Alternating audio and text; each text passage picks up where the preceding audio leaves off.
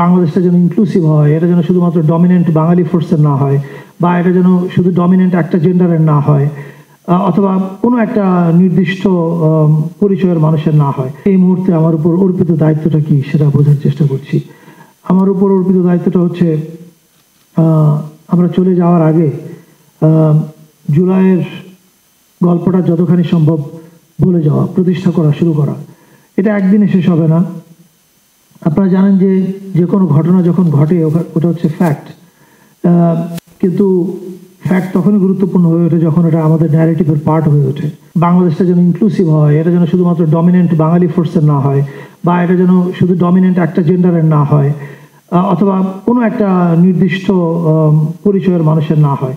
সেই কাজগুলো আমরা করার চেষ্টা করছি। কিন্তু আমি যেদিন স্টেপ ডাউন করব, আমি সেদিন একটা প্রেস কনফারেন্স করে নোট টু সাকসেসর নামে সেই প্রেস কনফারেন্স হবে।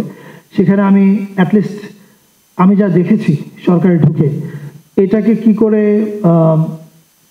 আমাদের মেজর রিফর্মগুলো ভবিষ্যতে করা যাবে সেটার ব্লু প্রিন্টটা হয়তো বলে যেতে পারবো, এটুকু কাজ করা যাবে। এছাড়া আমি যা কিছু করছি সেগুলো আমার এখনকার তাৎক্ষণিক প্রয়োজনে যে কাজগুলো করা প্রয়োজন, July narrative, July museum, culture inclusion, এই অল দিস থিংস এগুলো করছি।